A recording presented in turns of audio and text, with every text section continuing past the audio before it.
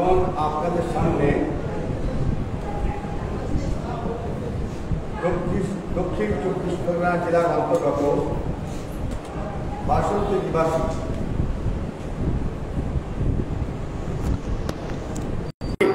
কেরালা শরিয়াত কলেজ হতে তাখাসুস ফিল আকায়েদ ডিগ্রিধারী ও দরবার পাকের বহু গ্রন্থ লেখক জনাব মাওলানা জমির হোসেন সাহেব এখন আপনার সামনে বক্তব্য রাখবেন। আসসালামু আলাইকুম ওয়া রাহমাতুল্লাহি ওয়া বারাকাতুহু।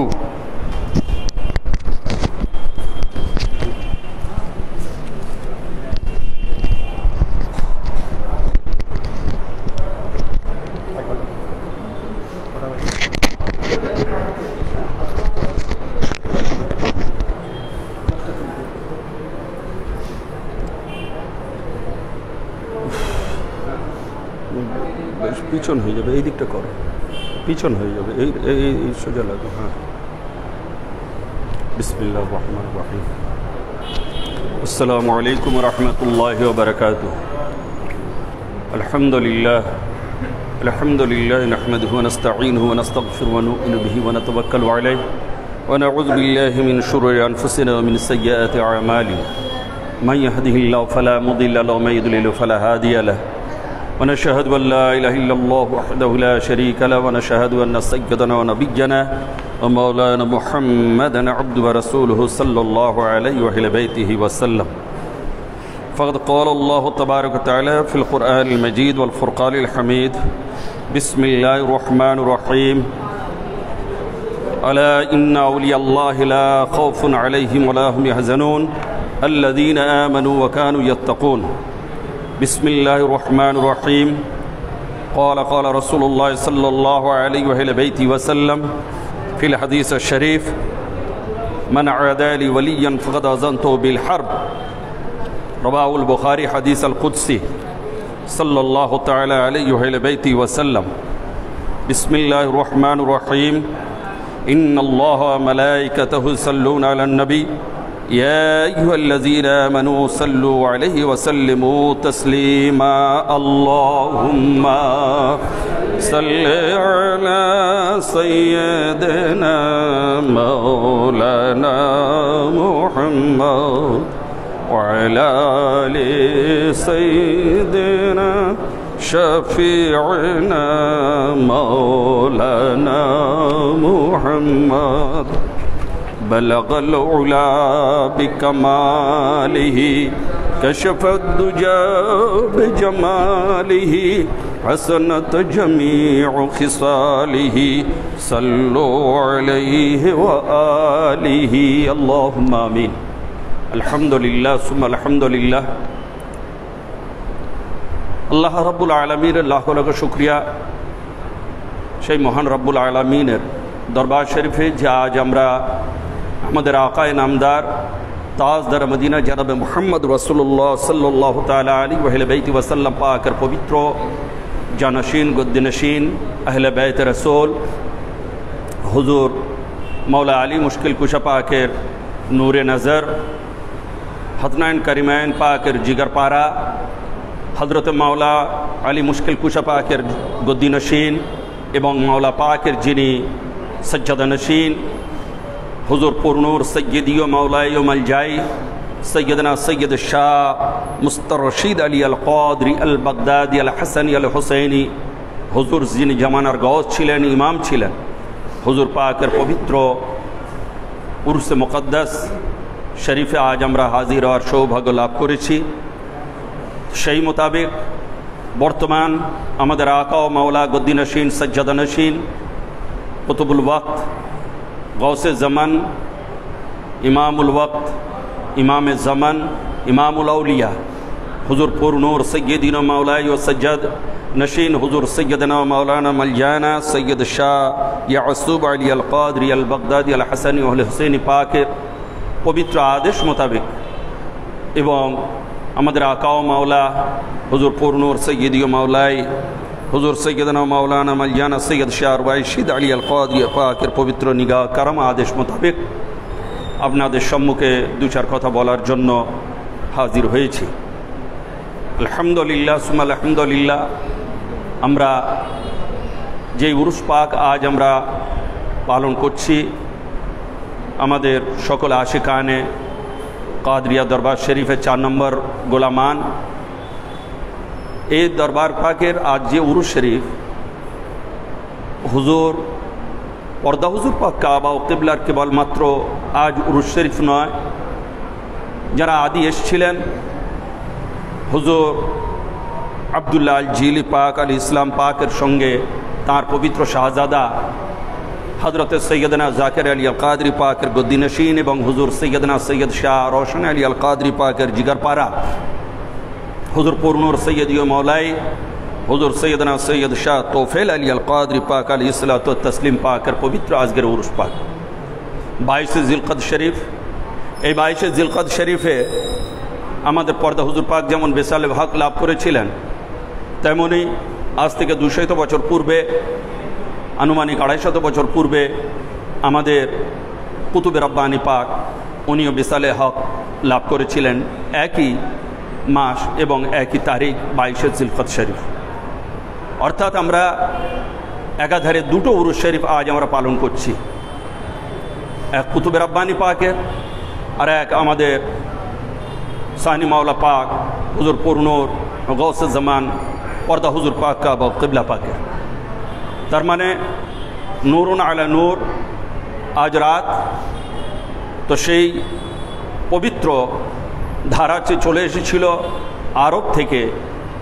আমি সেই পবিত্র ধারা সম্বন্ধে 2-4 কথা বলবো এবং আজ যার পবিত্র উরুস পাক পর্দা হুজুর পাকের পরদাদা কুতুবে রব্বানি পাক সৈয়দনা তোফেল আলী আল কাদরি পাকের যা ইতিহাস, যা সিচুয়েশন ছিল, উনি যেভাবে গদিতে বসেছিলেন, আজ বর্তমান আমাদের মালিক ও মাওলা, বর্তমান যিনি আমাদের মাথার মুকুট তাজ হুজুর সৈয়দনা Syed Shah ইয়াসুব Ali Al Qadri Pak Ali Islam, same condition, same to same একেবারে। তিনিও ভ্রাতুষ্পুত্র হয়ে গদি আলোকিত করেছিলেন। এইবারে এই জমানায় এসে 250 বছর পরে সেই জিনিসটা দর করলো, রিটার্ন এলো যে আজ যিনি গদিতে বসলেন তিনি আমাদের মাথার মুকুট হুজুর সৈয়দনা সৈয়দ শাহ রশিদ আলী আল কাদরি পাক আলী ইসলাত তসলিম পাক জমানার গৌস পাকের পবিত্র ভ্রাতুষ্পুত্র জানেসার কলিজার টুকরা হুজুর পাক। 250 বছরের যে ইতিহাস, এখানে এসে সেইটাই ফের চক্রাকারে এসে আপনার ধরা দিল। সেই জামানাও ছিল ভ্রাতুষ্পুত্রের, এই জামানাটাও সেই একই, যে এত বছর পরে যিনি গদির মালিক হলেন, যিনি সব কিছু এখন গৌসিয়াতের যিনি রশ্মি ধারণ করে রয়েছেন, যিনি মালিক, ইমামতের মালিক, জামানার মালিক, তিনি ওই যেমন কুতুবে রব্বানি পাক নিজের জামানায় ছিলেন, এখন বর্তমান আমাদের আকা ও মাওলা, আমাদের সজ্জাদনশীন হুজুর পাক, উনিও সেই একই জামানার মালিক এবং গস। তো আজ আমি এই বিষয়ে আসার আগে কয়েকটা জিনিস আপনাদের সামনে আমি তুলে ধরতে চাই, যে জিনিসগুলো আমাদের সম্মুখীন হতে হয়, যে এগুলো কি ঠিক না বেঠিক, এগুলো হারাম না হালাল, এগুলো শিরক না বেদাত, ইত্যাদি ইত্যাদি। যেমন আমরা যা কিছু করি আমাদের মুর্শিদকে নিয়ে, আমাদের দরবার ভিত্তিক কেন্দ্র করে, সেজদা থেকে আরম্ভ করে চুমু খাওয়া, কদম চুম্বন করা, মাজার পাকে যাওয়া, মাজার পাক সেজদা করা, মাজার পাক মালিক পাকের কাছে চাওয়া, মদত চাওয়া, আল আওলাদ চাওয়া, সন্তানাদি চাওয়া এবং আপনার বরকত লাভ করা, ওনাদের ওসিলাও নেওয়া এবং রোগ মুক্তি শেফা লাভ করা ইত্যাদি ইত্যাদি।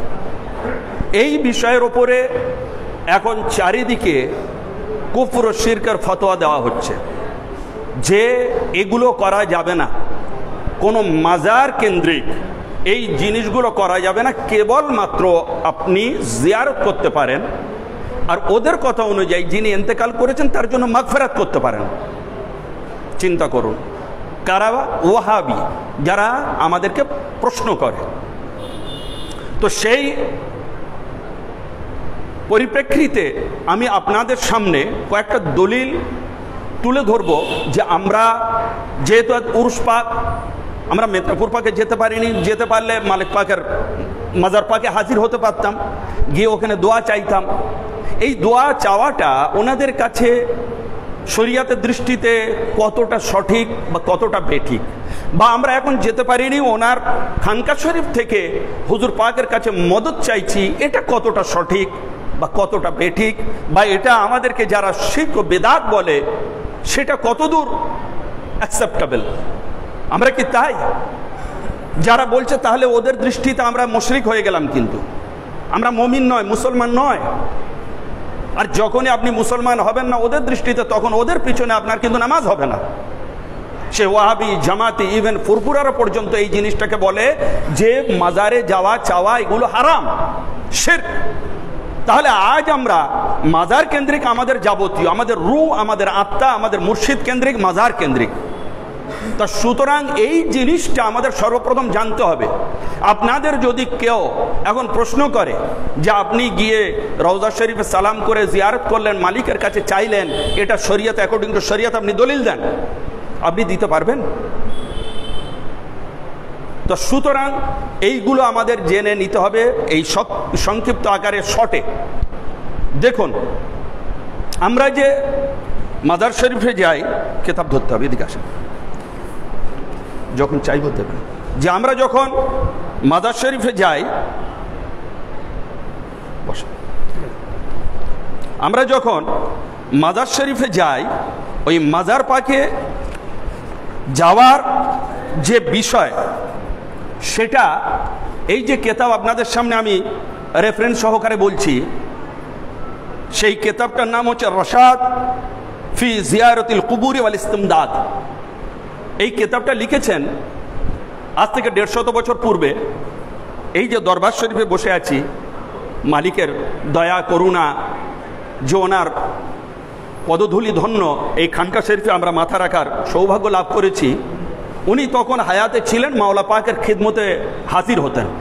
ওনার নাম হচ্ছে মোহাম্মদ আবু তাহের আল কাদরি সাহাব কিবলা রহমতুল্লাহ আলাইহ। হুজুর মাওলা পাকের একনিষ্ঠ উনি খাদেম ছিলেন এবং রাইটার ছিলেন, লেখক ছিলেন, এবং সেন্ট জেভিয়ার্স কলেজের আরবি এবং ফার্সির উনি প্রফেসর ছিলেন। এই কেতাবটা ওনারই লেখা। ওনার জামানায় এই বিষয়গুলোর ওপরে কিছু অবজেকশন হয়েছিল যে মাজার শরীফে যাও, মদত চাও, এগুলো কতদূর ঠিক। তো উনি যে উত্তরগুলো দিয়েছেন, ওনার লেখার উত্তর আমি দেব না, উনি যে রেফারেন্সগুলো দিয়েছেন সেইগুলো আপনাদের সামনে আমি তুলে ধরব, যেটা গ্রান্টেড হবে। না তো আমাদের মাওলানা সাহেব যেটা বলেছেন অন্যের কাছে সেটা গ্রান্টেড নাও হতে পারে। সবাই বলবে তোমাদের দরবারের কথা, তোমাদের মাওলানা সাহেবদের কথা, কিন্তু এমন জায়গা থেকে বলতে হবে যেন সেটা অ্যাকসেপ্টেবল হয় এবং সকলে মানতে বাধ্য হয়। তো দেখেন, উনি লিখছেন একটা হাওয়ালা দিয়ে, যে হাওয়ালা দিচ্ছেন সেই হাওয়ালা যিনি লিখছেন তিনি হচ্ছেন আল্লামা মাহমুদ ইবনে আলী আল বাবলাভি, শায়েখে জামে আজহার। চিন্তা করুন, আজহার ইউনিভার্সিটি কায়রোর, মিশরের, ইনি ছিলেন শায়েখ। তাহলে বোঝা গেল যে ওনার পোস্ট কত বড়, যিনি এই কথাটা লিখছেন। আর সেই লেখাটা কে নকল করছেন? মাওলা পাকের গোলাম আবু তাহের সাহেব রহমতুল্লাহ আলাইহ। তাহলে আমরা আমাদের তরফ থেকে কোনো দলিল দিচ্ছি না।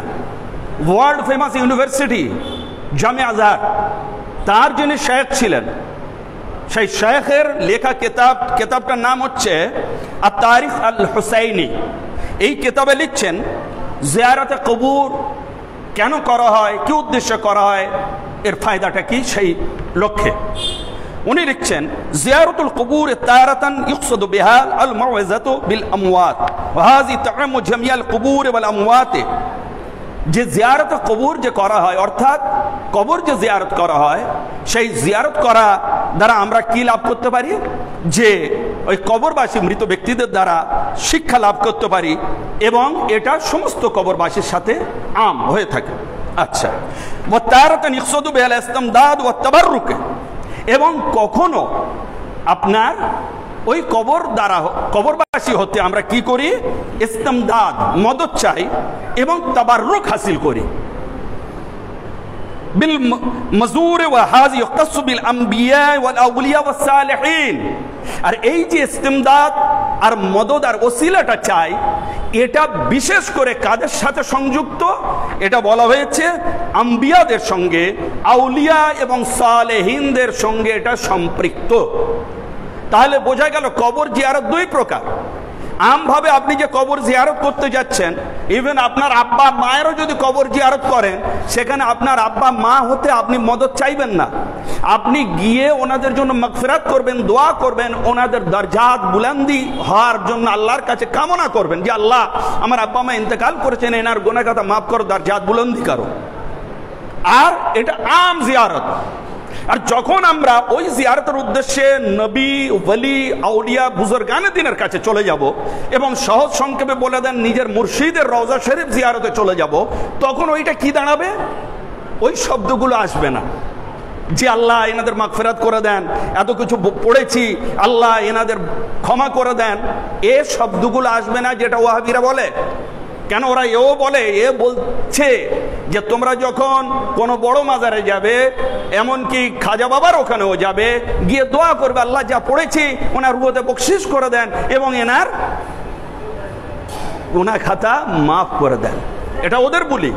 কিন্তু আমাদের শায়েখে আজহার উনি কি বলছেন? না, এটা নয়, বরং যে রওজা শরীফে তুমি জিয়ারত করতে যাচ্ছ ওটা যদি আম্বিয়ার হয়, যদি আউলিয়ার হয়, যদি বুজুর্গানে দিন সালিহিনের হয়, আর আরো যদি ভালো হয় তোমার মুর্শিদের যদি হয়, তাহলে সেখান থেকে তুমি মুর্শিদের কাছ থেকে ইস্তিমদাদ, ইস্তিমদাদ মানে মদদ চাওয়া, ওয়াসিলা এবং ওসিলা চাওয়া যে হুজুর আপনার কাছে আমি এসেছি, আমি পীড়িত, আমি নিপীড়িত, আমি অসহায়, আপনি আমাকে মদদ করুন, আপনি আমাকে সাহায্য করুন এবং আপনি আমার উপরে নিগাহ করুন, আল্লাহর কাছ থেকে নিয়ামত আপনি আমাকে দেন। এইটা হচ্ছে মদদ চাওয়া। চিন্তা করুন, দুটো সম্পূর্ণ তফাৎ। আমরা আম গোরস্থানে গিয়ে ওনাদের মাগফিরাতের দোয়া করি, আর নিজের মুর্শিদ সহ আম্বিয়া অবধি যে এই সিলসিলা ওলিয়া উলিয়া কামিলিন আম্বিয়াগণের যে জামাতের রওজা শরীফ জিয়ারত করব, এটা নিজেদের মাগফিরাতের জন্য করব, নিজেদের ওসিলা ইস্তিমদাদ মদদের জন্য করব। বোঝা গেল? এই কিতাবটার নাম কি? তারিখ আল হুসাইনি।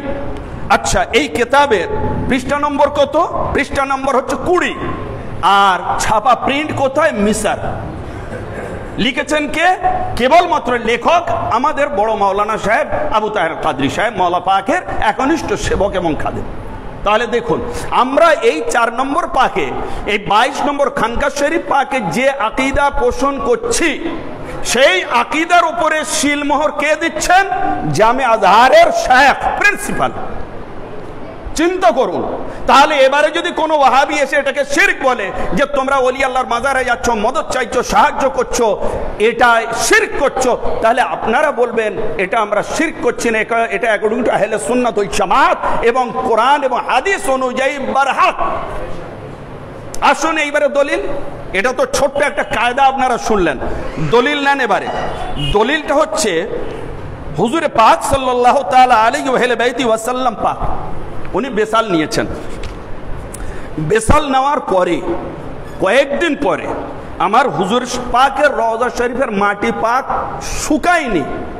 সমস্ত সাহাবাই কেরাম আহলে বাইত পাক আলাইহিস সালাম এনারা ব্যথিত, গমগীন।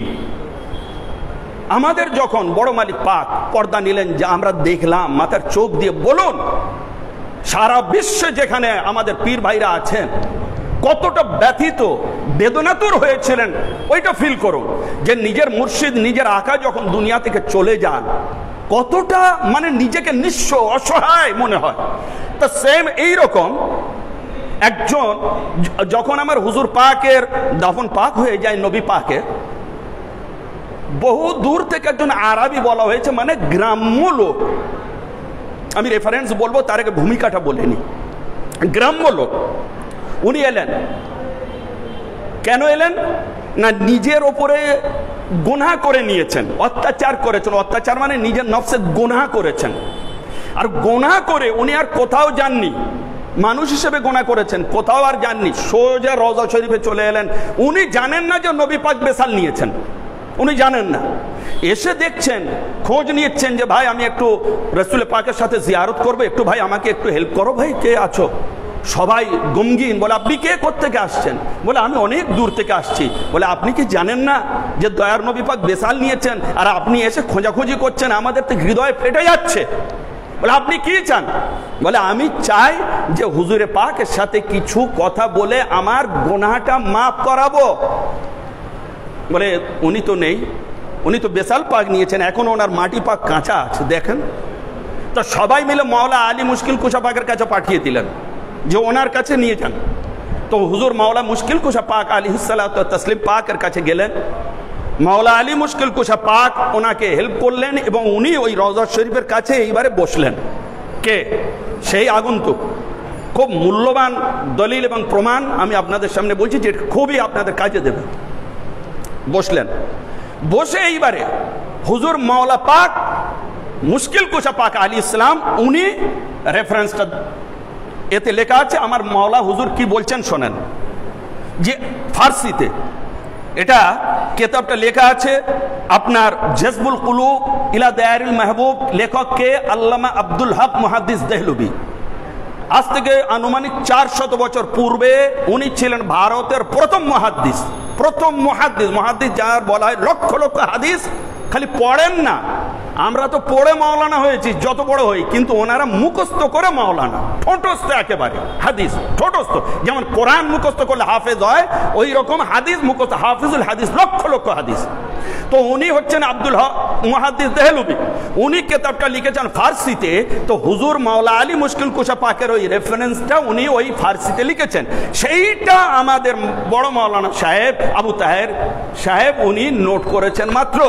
তাহলে বুঝুন দিল্লির আকীদা কি, সেইটা এবারে তুলে ধরছি। রসুল পাকের রওজা পাকের সাথে হয়েছে জিনিসটা, সেটা আমাদের সাথে অ্যাডজাস্ট করে কিনা দেখুন। লিখছেন ফার্সিতে যে আজ রওয়ায়েত আমিরুল মুমিনিন আলী ইবনে আবি তালিব কররামাল্লাহু ওয়াজহুল করিম मिआरत के बाद अज दफन आ सरवर सल्लल्लाहु अलैहि वसल्लम बस रोज आराबी आमद और खुशा बर कब्र अंदा और खा के पाक उरा बर सरे खुदरीख और गुफ्त या रसूल अल्लाह की बोलছেন যে যখন 3 দিন অতিবাহিত হয়ে গেল, মাওলা মুশকিল কুশা পাক রওয়ায়াত করছেন, বলছেন তাহলে কত বড় অথেন্টিক হাদিস শরীফ এটা আপনাদের শোনাচ্ছি। হাদিস শরীফ আপনারা আরবিতে শোনেন, ফার্সিতে শুনুন।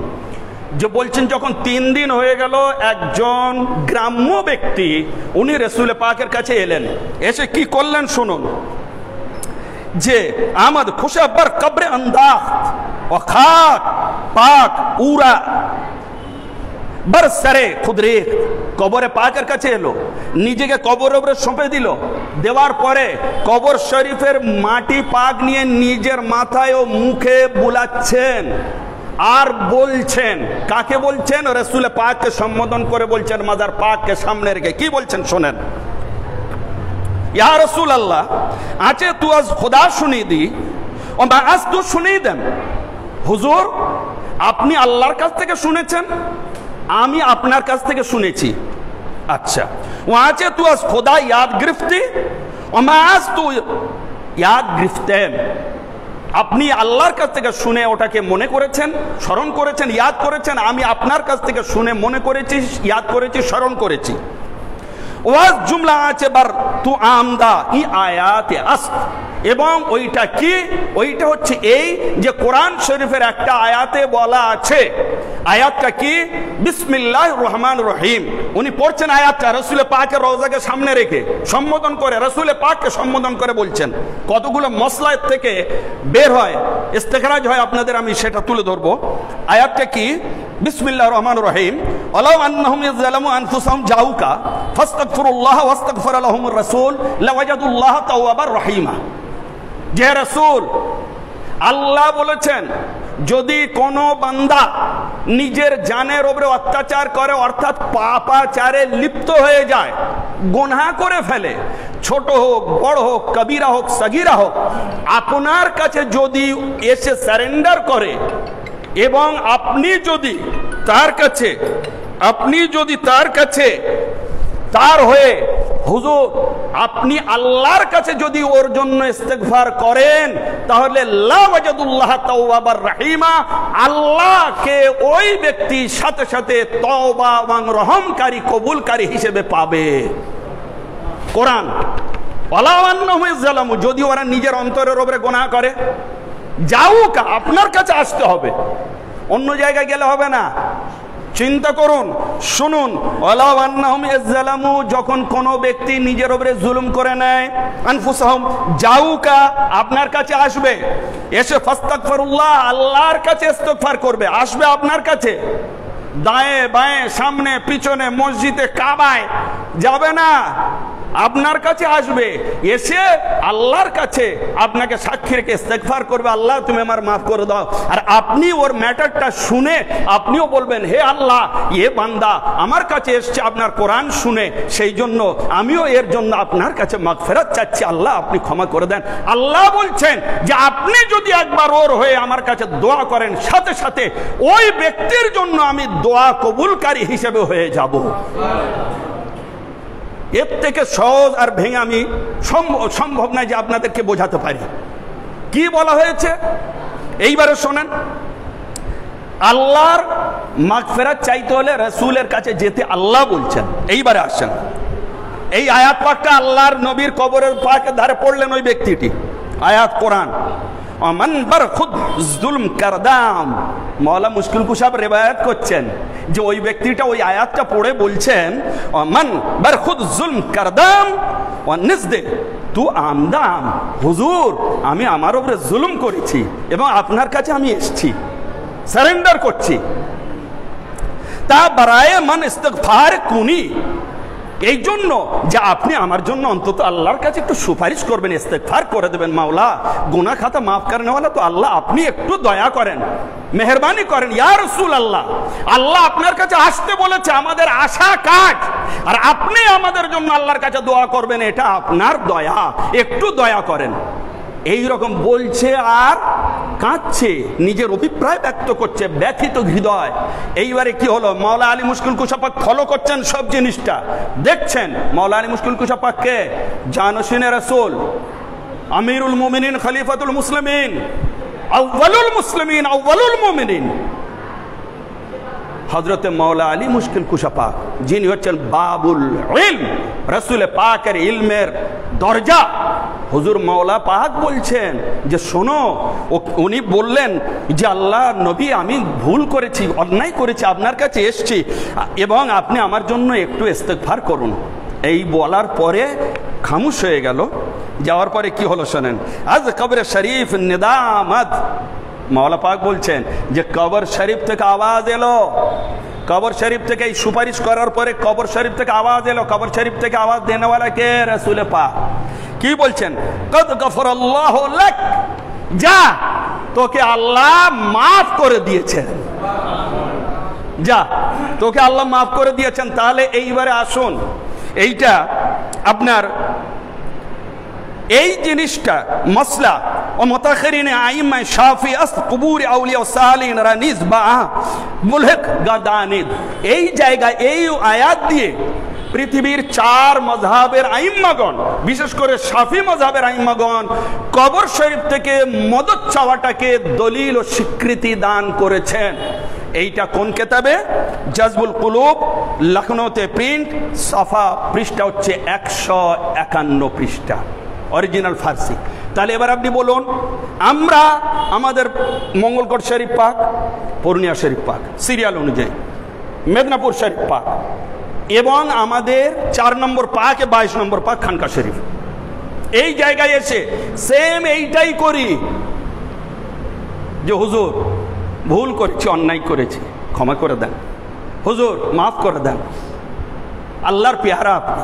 ফের অন্য কোনো ম্যাটার হলে আমি অসহায়, অর্থ সামগ্রী নেই, পয়সা নেই, কিছু নেই, হুজুর আপনি দান করেন।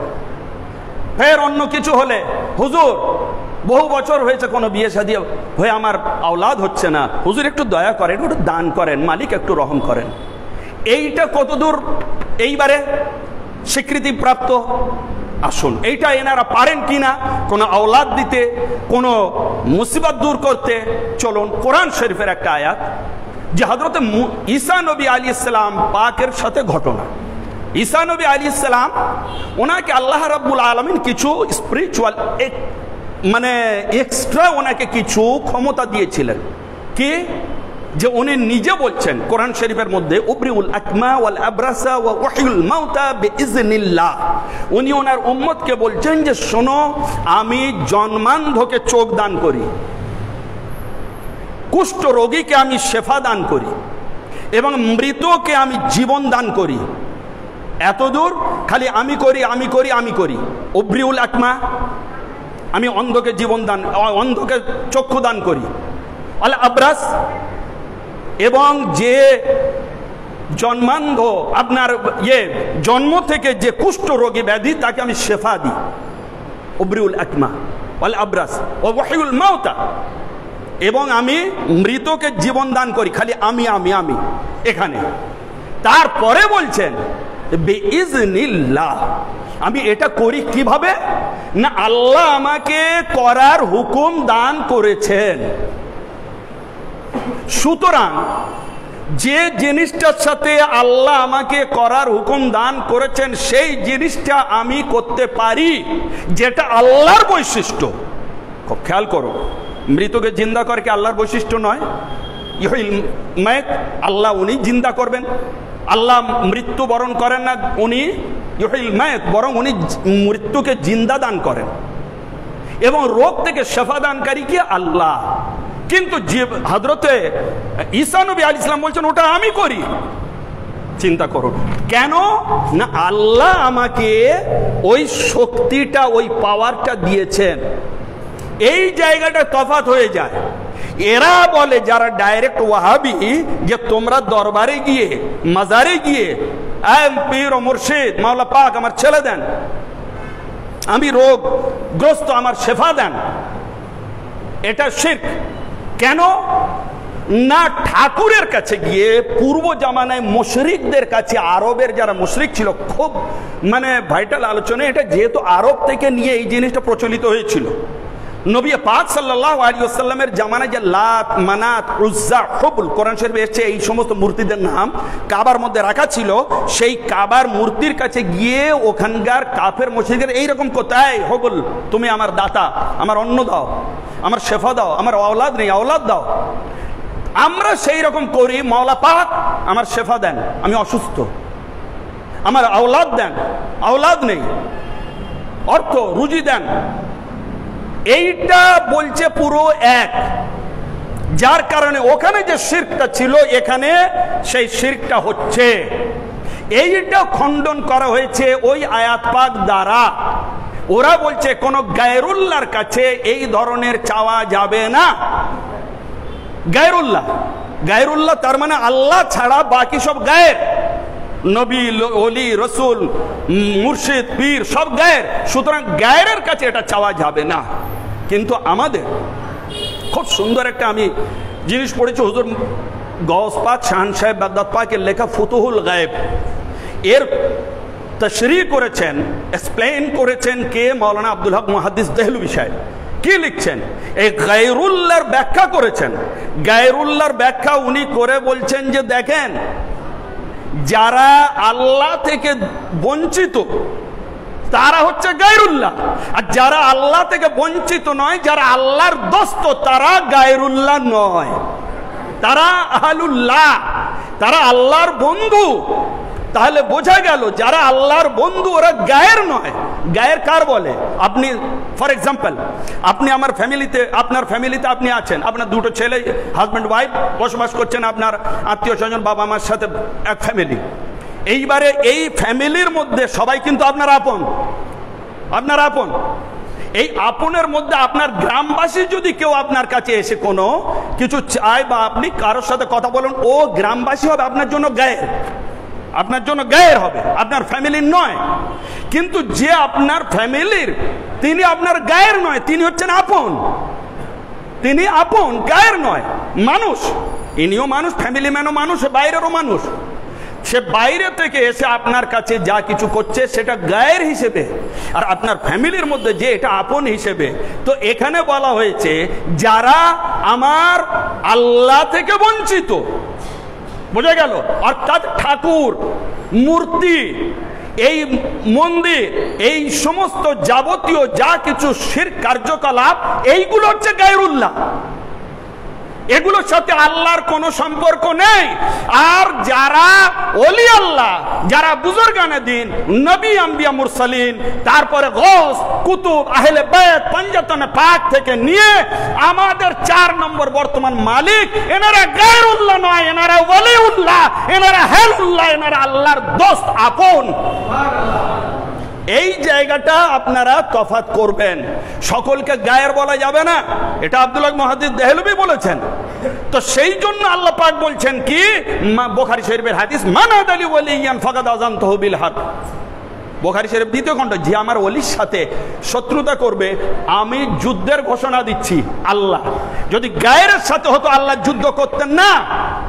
আপনি দেখুন পাড়ায় পাড়ায় কারো সাথে মারপিট লেগেছে, আপনার সেখানে কোনো ভূমিকাই নেই, আপনার কেউ নেই, ঠিক আছে, ওরা বাইরের লোক মারপিট করছে। কিন্তু আপনার ছেলেকে কেউ যদি হিট করে, আপনার ছেলেকে যদি কেউ আপনার কোনো কুটু কথা বলে, আপনি সাথে সাথে অ্যাকশন নেবেন না? এটাকে ছেড়ে দেবেন ও গায়ের বলে?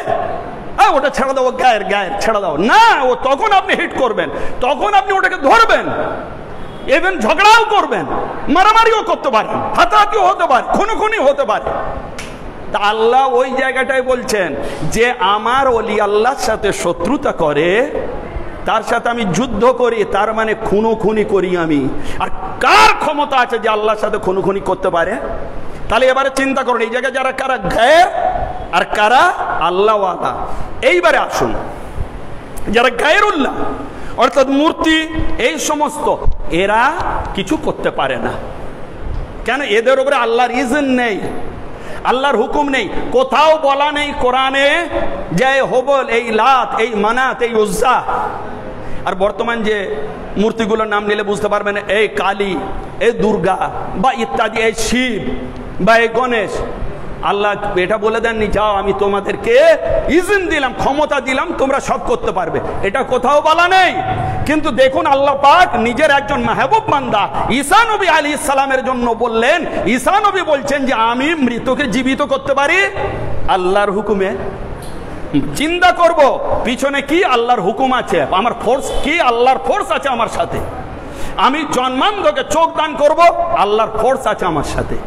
আমি জীবনের কুষ্ঠ রোগীকে শেফা দেবো, আল্লাহর ফোর্সে করব, ইজনে করব। এই ইজনটাই হচ্ছে মহামূল্যবান। ইজন যার সাথে রয়েছে তিনি এই বিপদ আপদগুলো দূর করতে পারেন।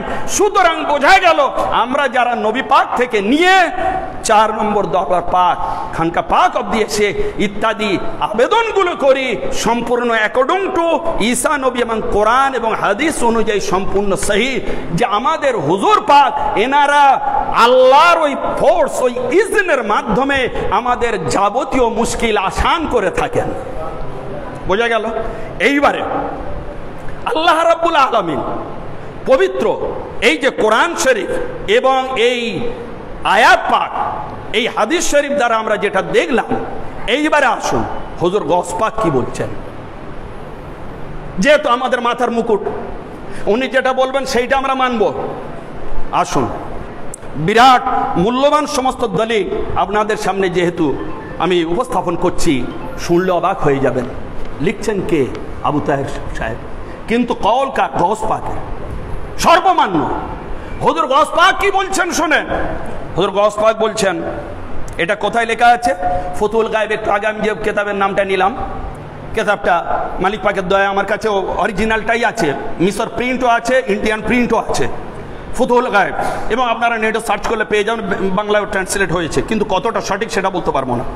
এতে যেটা আছে শুনুন, ফুতুল গায়েব শরীফ কে মুকালায়ে রাবিয়া 4th খণ্ড অধ্যায়ে বলা আছে कि हुजूर गौस पाक के कलाम मुकद्दस को देखो, आप फरमाते हैं हुजूर गौस पाक के कलाम मुकद्दस की যখন কোন আল্লাহওয়ালা বান্দা ঊর্ধ্বে পৌঁছে যায়, ওলি আল্লাহতে রূপান্তরিত হয়ে যায়, তখন তার ক্ষমতাটা কি হতে পারে আপনি একবার চিন্তা করুন। হুজুর গওস পাক শাহ সাহেব বাগদাদ বলছেন, এটা আপনারা এই প্রথম আপনাদের হয়তো কান শুনবে, হৃদয় অনুধাবন করবে। চলুন বিসমিল্লাহির রহমানির রহিম। হুজুর গওস পাক বলছেন, বেকা তুনকাশফুল কুরুব وبك تسقى الغيوث وبك تنبت الزروع وبك تدفع البلايا والمحن عن الخاص والعام وأهل الصغور والراعي والرعاية والأئمة والأمة وسائر البرايا فتكون شحنة البلاد والعباد.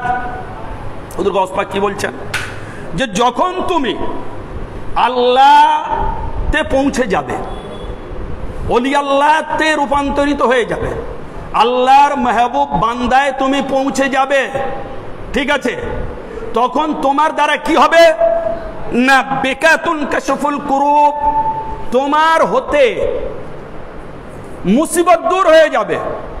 চিন্তা করুন, যখন তুমি ওই স্টেজে পৌঁছে যাবে ওয়ালায়াতের স্টেজে, তোমার কি হবে মুসিবত দূর হবে তোমার দ্বারা।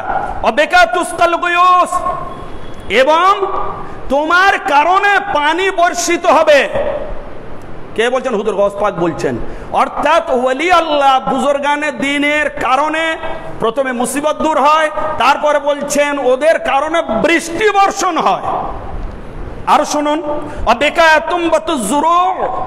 এবং তোমারই কারণে, যেহেতু তুমি আল্লাহ ওয়ালাতে পরিণত হয়ে গিয়েছো, তোমারই কারণে শস্যাদি সুজলাং সুফলাং তৈরি হয়ে যাবে, জমিনের ওপরে শস্যাদি তৈরি হবে তোমার কারণে। আরো আসুন, বেকাতুত ফাউল বালায়া ওয়াল মেহান আনিল খাস ওয়াল আম ওয়া আল সুগুর ওয়া রাই ওয়া রিয়া ওয়াল আইম্মাত ওয়াল উম্মাহ ওয়া সাইরিল বিলাদ, এবং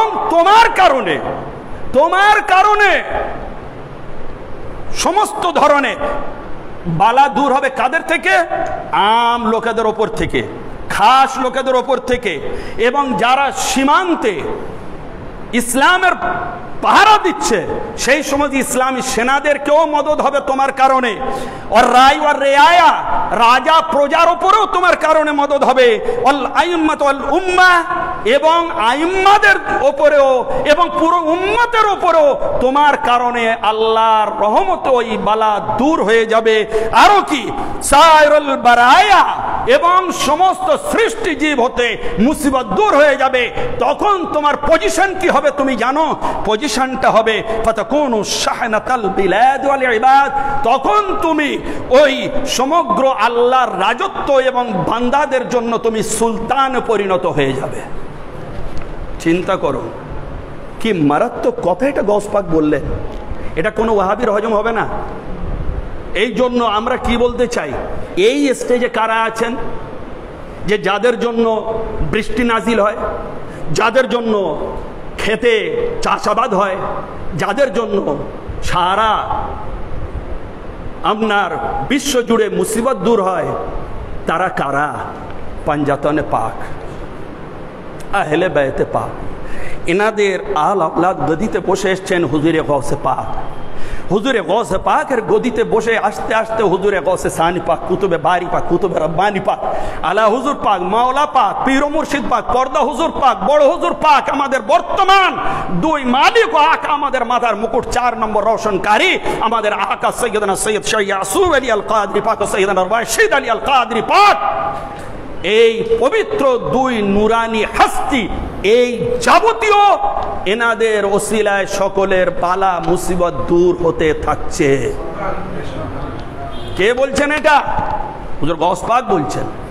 হুজুর গাউস পাক এই জন্য বলেছেন বিলাদুল্লাহ মুলকে তাহাতা হুকমি। কি মনে করছো?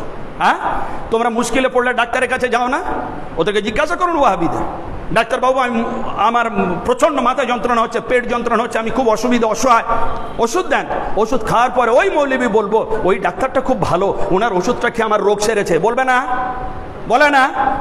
তাহলে এটা যদি বলতে পারে, এটা যদি শিরক না হয়, তাহলে আমরা যে মাজার শরীফে গিয়ে বলি হুজুর একটু আমার দিকে দয়া দেন, একটু আপনি রহম নিগাহ করম করুন, আমি এই মুসিবতে পড়েছি, আমাকে উদ্ধার করুন, তাহলে উনি যদি মদত করেন, ওনার কাছ থেকে ওই মদতটা চাই, তাহলে সেটা শিরক হবে কি করে? তুমি মেডিসিনের উপরে ভরসা করে তোমার রোগ সারছে, ওটা শিরক হলো না। আমরা ওলি আল্লাহর উপরে ভরসা করে ওনাদের আল্লাহর দেওয়া ইজন, ওনারা আল্লাহর দেওয়া পাওয়ারের মুখাপেক্ষিয়ে ওনাদের কাছে চাইছি, তাহলে আমাদের এটা শিরক হয় কেমন করে? এই আল্লাহর দেওয়া ক্ষমতায় আপনাদের একটা কথা বলি, আমাদের যে উরুস পাক হচ্ছে পর্দা হুজুর পাক কাবা ও কেবলা। এই ঘটনাটা বলেছেন আমাদের আকা ছোট হুজুর পাক কাবা কেবলা পাক আমাকে বলেছেন, এবং আমি যে কিতাবটা লিখেছি বাংলার বুকে নাজাতে তৈরি আওলাদে গৌসুল আজম, ওই চ্যাপ্টার আমি দিয়েছি। দেখুন কিভাবে আমার হুজুর পাকদের পুরোপুরি অ্যাকর্ডিং টু শরিয়ত কত মারাত্মক কথা। আমার হুজুর পাক বাংলাদেশে গেলেন, বাংলাদেশে যাওয়ার পরে সমস্ত মানুষ পাগল হুজুরকে দেখার জন্য। তো হুজুর এর মধ্যে ছিলেন আপনার পালকির মধ্যে, তো সবাই যাচ্ছে দেখে একজন হিন্দু ভাই তিনি ভাবলেন বাবা গুরুদেব এসছেন মুসলমানের, যাই একটু দেখি। দেখলেন, দেখে এক মানে প্রথম পলকেই ফেদা, প্রথম দৃষ্টিতেই মালিকের ওপরে জান কুরবান। উনি দেখলেন, দেখে বাড়িতে গেলেন। মালিক পাক যেভাবে আমাকে বলেছেন আমি সেইটা ট্রান্সলেট করছি মাত্র। বাড়িতে যাওয়ার পরে সুন্দর গোসলপাতি করলেন, সুন্দর কাপড় পরলেন, আর একখানি মিষ্টি নিলেন। মিষ্টি নিয়ে এইবারে হুজুর পাকের খানকা পাকে এলেন। খানকা পাকে এসে খাদিমদের বললেন আমি এসছি, একটু দয়া করেন যেন মাওলা। খবর গেল হুজুর এইরকম, হ্যাঁ ডাকো। পর্দা হুজুর পাক দেখালেন, উনি গেলেন, হুজুর আমি জাতে হিন্দু, কিন্তু হুজুর আমার জন্য একটু দোয়া করতে হবে, আমার দুটো মেয়ে, তাদের বিয়ে হচ্ছে না, কিন্তু হুজুর আমি কোনো আল্লাহতে বিশ্বাস করি না, কোনো ভগবানে মানি না, অর্থাৎ নাস্তিক। বোঝা গেল, আমি ওসব কিছু বিশ্বাস করি না। হুজুর পাক এইবারে যে দোয়া করবেন আগে তোর ইমানটা ঠিক করতে হবে, তবে তো দোয়াটা করতে হবে। এইবারে বলছেন ভাই আপনি কি বললেন, আপনি মানে কোনো পাওয়ারকে খোদাকে আপনার জাত মতে ভগবানকে মানেন না? বলেন না আমি এসব বিশ্বাস করি না। বলে ভাই আপনি যদি না বিশ্বাস করেন তাহলে আমার দুটো প্রশ্নের উত্তর দেন। এই যে সূর্য ওঠে চন্দ্র ওঠে, এই সূর্য চন্দ্রের যে ওঠা ডোবা এটা কি কারণে হয়? বলছেন হুজুর এটা নিজস্ব গতিতে হয়, এটা একটা পাওয়ার। তখন হুজুর বলছেন, বলে ওই যেটাকে আপনি পাওয়ার বলছেন না, ওই পাওয়ারটাই আমাদের ধর্ম মতে হচ্ছে আল্লাহ, আপনাদের ধর্ম মতে হচ্ছে ভগবান।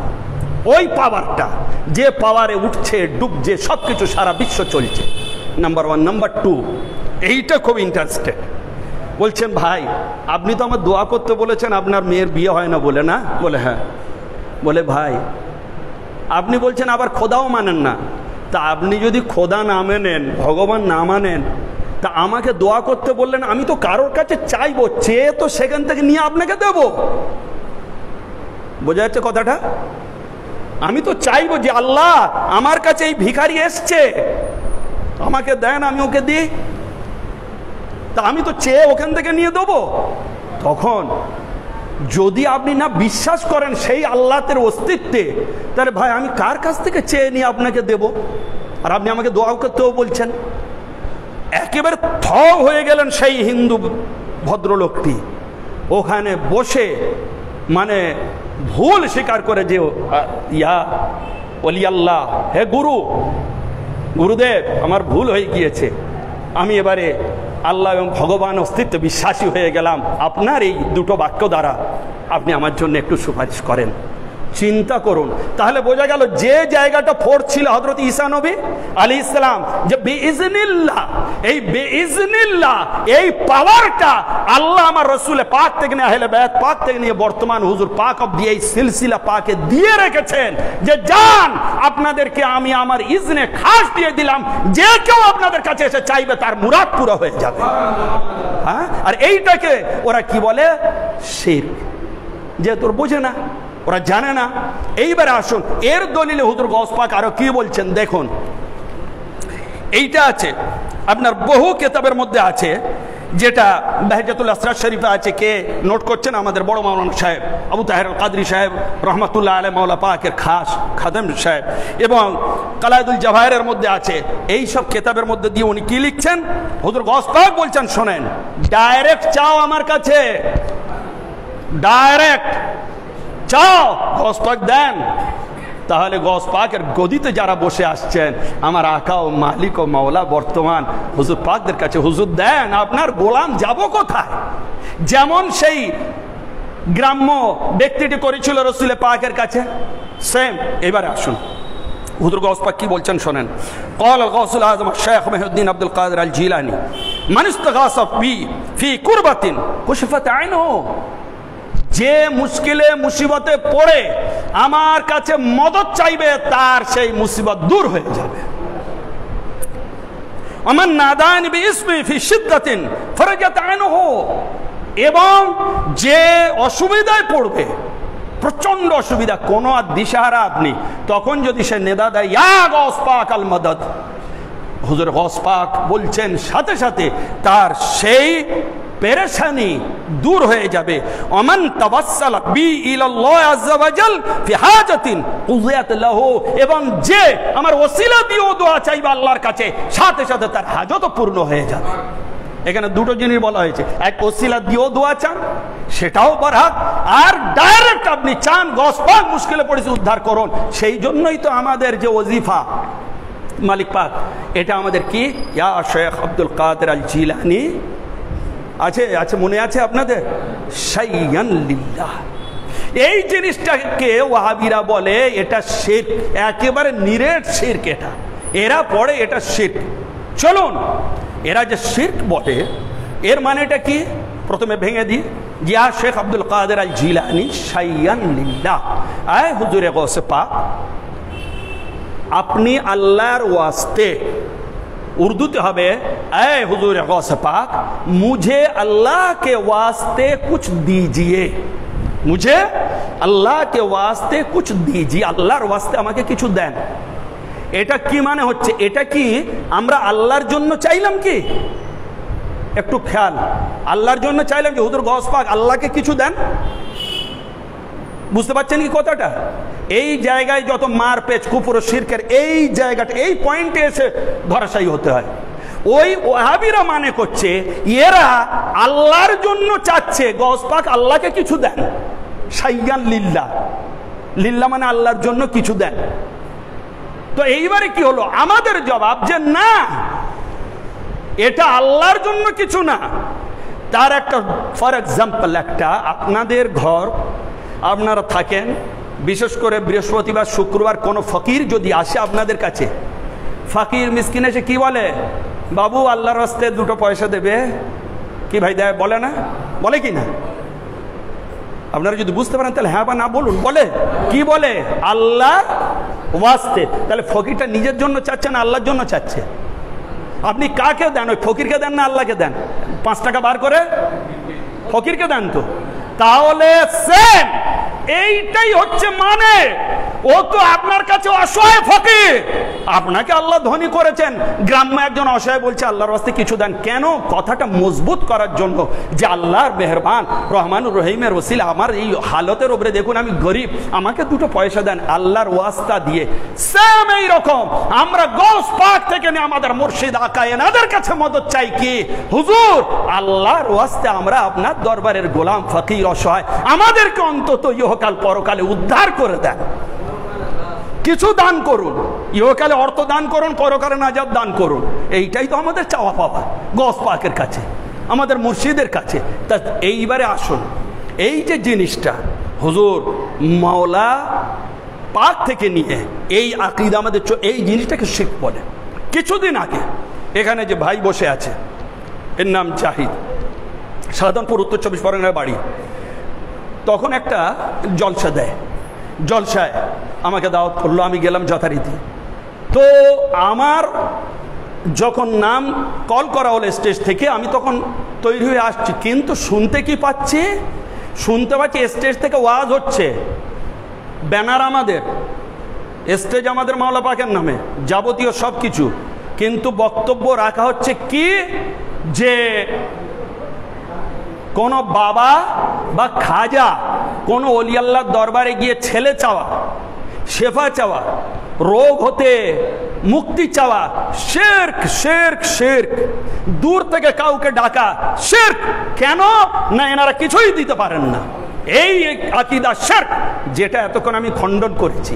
এইবারে আসুন, সেই জিনিসকে সামনে রেখে আমি আপনাদেরকে বললাম, কিন্তু ও যে বলল যে গায়রুল্লাহ ছেলে দিতে পারে না, এইটা আসুন তো দেখি, কতটা অ্যাকর্ডিং টু কোরআন ওদের কথাটা ঠিক না, আমরা চাই আমাদের কথাটা ঠিক।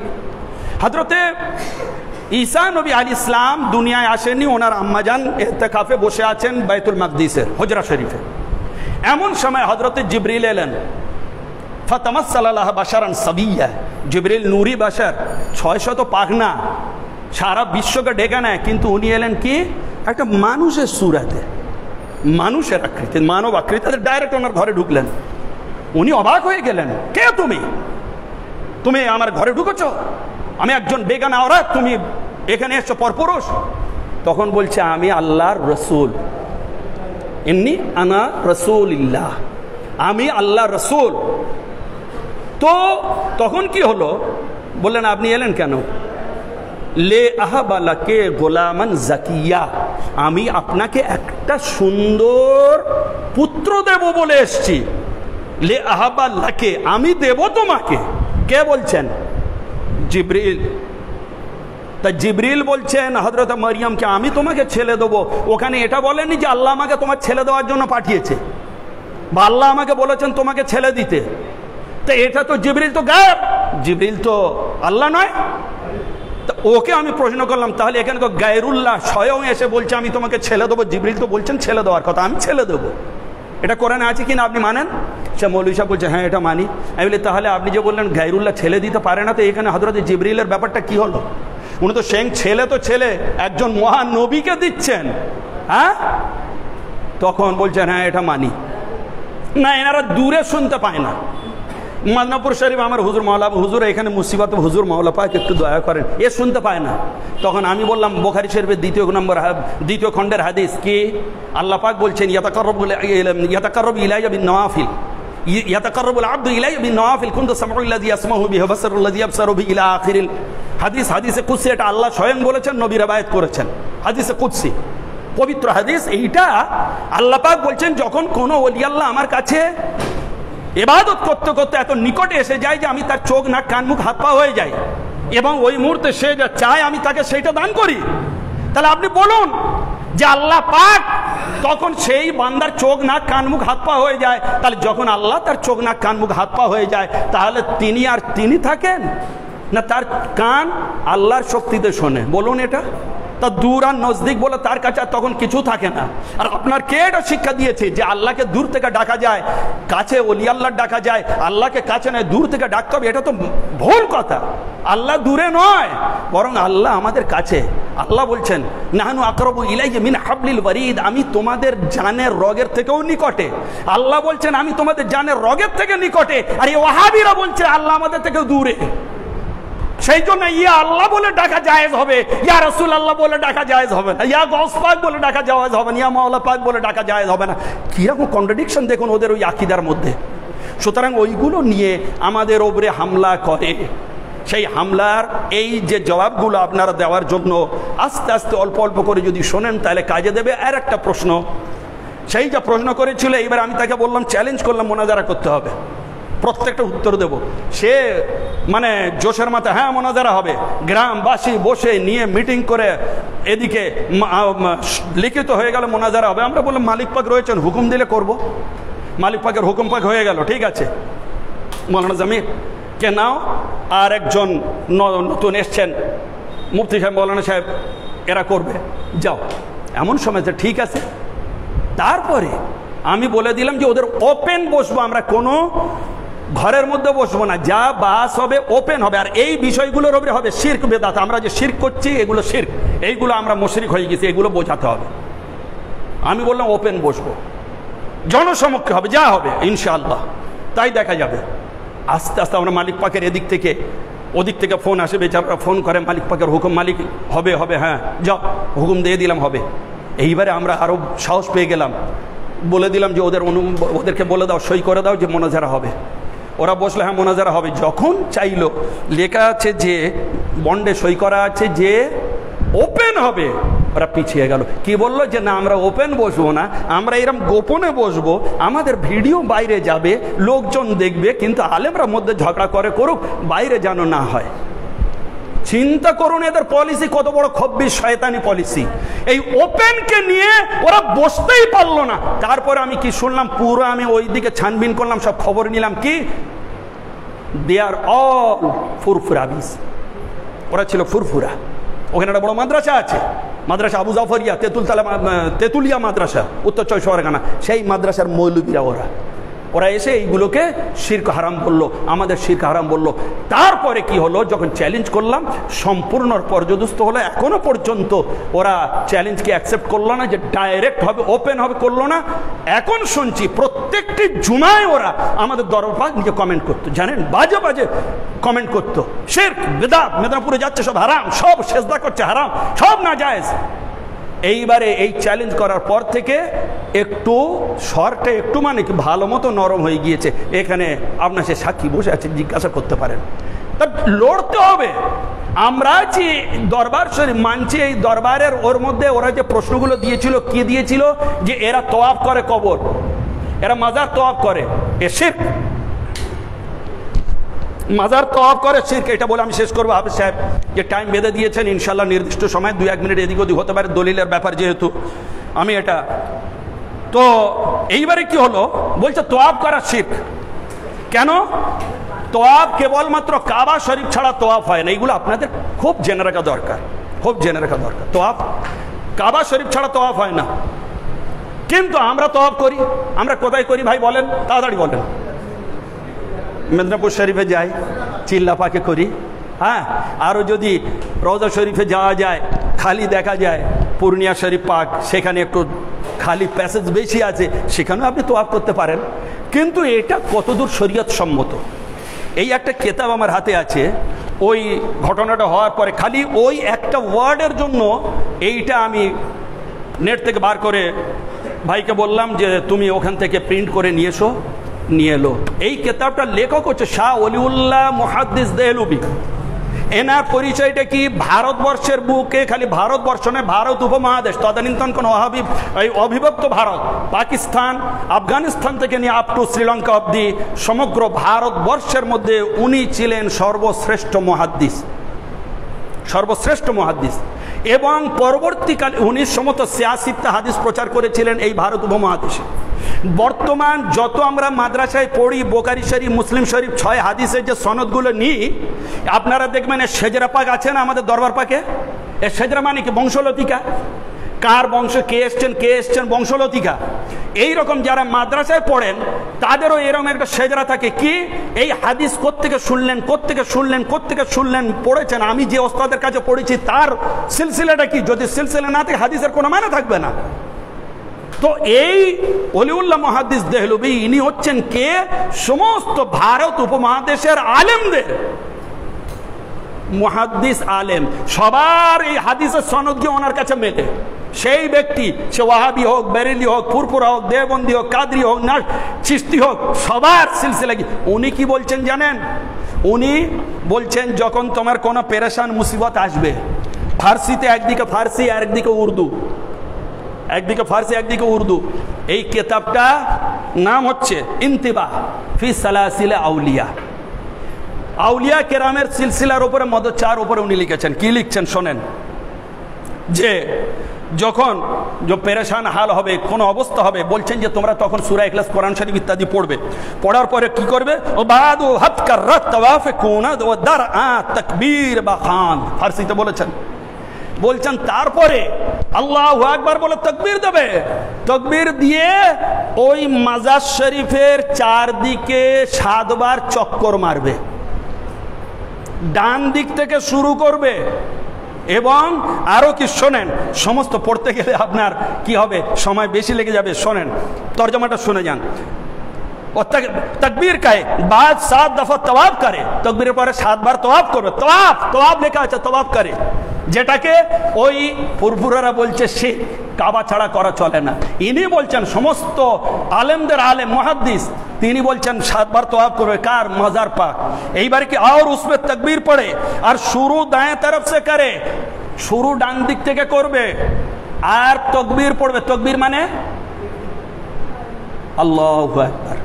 আচ্ছা, পড়বে। আর ফির পাও কে তরফ রুখসার রাখে।